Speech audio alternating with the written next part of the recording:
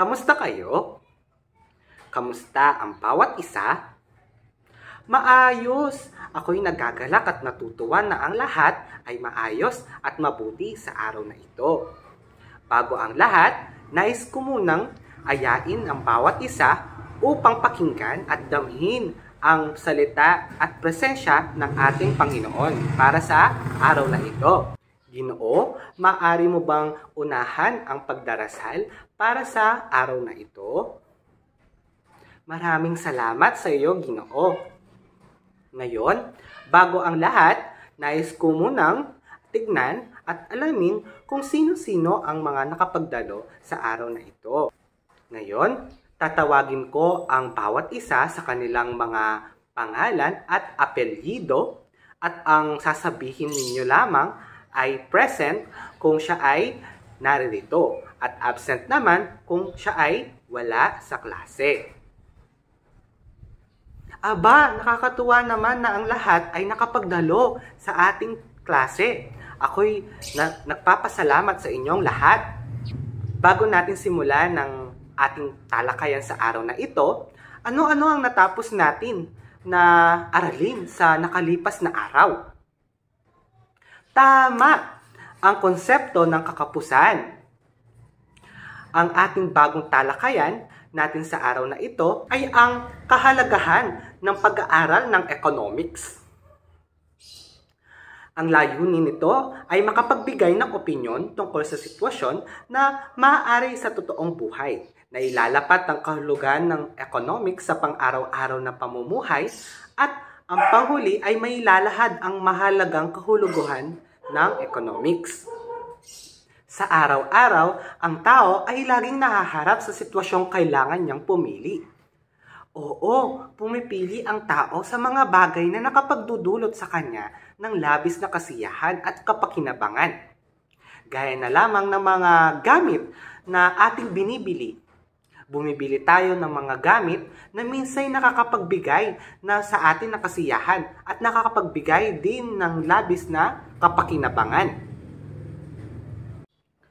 Economics, nagmula sa salitang Greece or Griego na oikos ibig sabihin bahay at nomos ay pamamahala. Ang kahulugan ng economics kung pagsasamahin ito ay magiging oikonomya, ibig sabihin ay pamamahala ng sambayanan.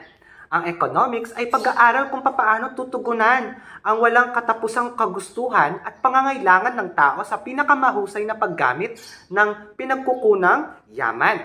Kumbaga, nakatuon ito sa mapanuring pag-iisip at pagtugon sa pangyayari o suliranin mula sa tinatawag na economist perspective.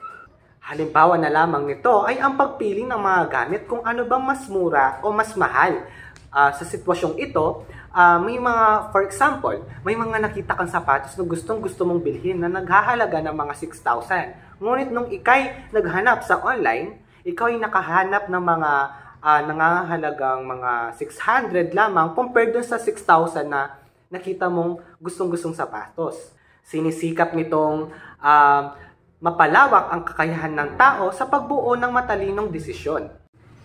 Ang pangunahing layunin nito ay ang pagtugon sa suliranin ng kakapusan. May mahalagang konsepto ang economics. Una ay ang efficiency, masinop na pamamaraan ng paggamit sa limitadong pinagkukunang yaman upang matugunan ang mga pangangailangan at kagustuhan ng tao. Pangalawa ay ang equality. Pantay-pantay ang mga karapatan ng tao at distribusyon ng pinagkukunang yaman. Ang pangatlo naman ay ang sustainability. Ang paggamit ng mga pinagkukunang yaman para matugunan ang mga kasalukuyang pangangailangan at kagustuhan. Kung kaya't, ang pag-aaral ng economics ay nakatutulong upang magkaroon ng tamang pagpapasya at pagpipili ang tao. Karaniwang nahahati ang mga tao sa lipunan at ang mga bansa sa daigdig sa dalawa. Una ay ang mga taong mahihirap at mayayaman. Dahil class, kung makikita naman natin na may mga taong may mga kaya sa buhay at mga taong hirap sa buhay. Kaya't nahahati ang mga ito. Subalit, nakukuha din naman nating umasenso sa pamamagitan ng pagpupursigi at patuloy na diskarte sa buhay. Ang kahalagahan ng economics ay sa pamamagitan ng una, bilang isang mag-aaral. Maaring higit na mapanuri at mapagtanong sa mga nangyayari sa kapaligiran na nakakatulong sa matalinong pagdedesisyon para sa kinabukasan at paghahanap ng buhay sa hinaharap. Pangalawa ay bilang kasapi ng pamilya. Mas mauunawaan ang mga issue sa pag-aaral, pagkikita, paglilibang, paggagasta at kagustuhang gamit ang kaalaman sa alokasyon at pamamahala. Pangatlo naman ay bilang kasapi ng lipunan. Magagamit ang kaalaman nito sa napapanahong issue na may kaugnayan sa usaping ekonomiko ng bansa. Ang pag-aaral ng economics ay nakatutulong upang magkaroon ng tamang pagpapasya at pagpili ng tao. Ang makatutulong sa atin sa isang matalinong desisyon sa araw-araw. Kung kaya't, ang economics ay pangmalawakan ng sakop nito at damay tayong lahat na kumukonsumo. At ang economics din ay isang agham panlipunan sapagkat isa itong sangay ng agham panlipunan dahil dito ay nakatuon sa pag-aaral ng bilang bahagi ng lipunan na makakatulong sa pagtugon sa napakaraming pangangailangan at hiling ng tao. May mga iba't ibang agham panlipunan. Una ay ang history o kasaysayan. Pangalawa, herograpiya. Pangatlo, matematika. Pang-apat, kalakalan at komersyo. At panglima, agham pisikal. Ngayon, tayo naman ay dumako sa dibisyon ng economics. Ang mga dibisyon ng economics ay ang mga sumusunod. Una na rito ay ang microeconomics. Ito ay ang pag-aaral ng mga individual na pag-uugali at mga maliliit na unit ng ekonomiya tulad ng pamilya, tindahan o kumpanya. Ang microeconomics ay nakatuon sa pag-aaral kung paano nagdedesisyon ang mga individual at mga bahay kalakal sa paggamit ng mga limitadong pinagkukunang yaman. Pangalawa na rito ay ang macroeconomics. Ito ay ang pag-aaral ng kabuoang ekonomiya kabilang ang mga malalaking sektor tulad ng pamahalaan, mga industriya at ang mga kabuoang demand at supply. Sa buong bansa o relihiyon, ang macroeconomics ay tumitingin sa pang-ekonomiyang pampubliko na issue tulad ng antas ng kita ng bansa, antas ng kabuoang produksyon, pagtaas ng presyo at rate ng empleyo. Ngayon, ang dibisyon ng economics ay nahahati sa dalawa, di ba po? Ngayon, pagdating sa microeconomics, sa produksyon, ito ay produksyon ng bawat industriya. Ngayon, sa presyo, ito ay presyo ng bawat kalakal. Sa pagdating naman sa kita, ito ay distribusyon ng kita ng bawat tao. Ngayon, pagdating naman sa macroeconomics, pagdating sa kanyang produksyon, ito ay pambansang produksyon. Pagdating naman nito sa presyo, ito ay kabuuang presyo ng kalakal. Pagdating naman sa kita, ito ay pambansang kita.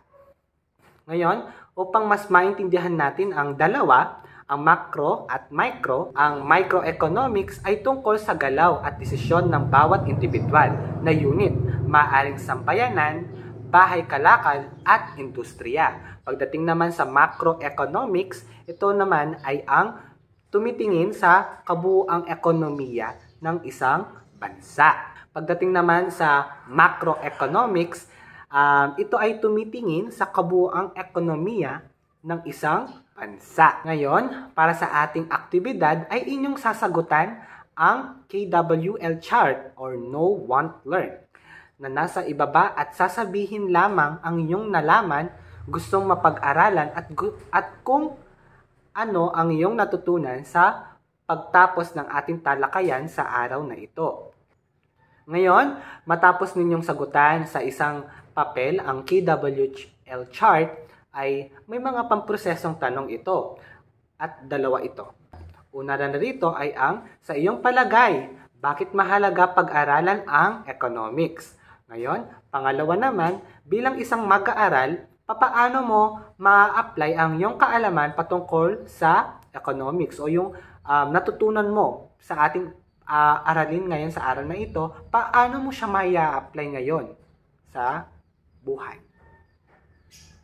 Ngayon, ang pangalawang aktibidad naman ay ang tinatawag kong roundable discussion na kung saan igugrupo ko kayo sa 5 pangkat at pipili kayo ng isang leader at isusulat ninyo ang inyong mga pangalan o mga kalahok. Ngayon, sa ating aktibidad ay sasagutan ninyo ang issue o suliranin na mahalaga pa ba para sa kabataan ang pag-aaral ng economics at bakit.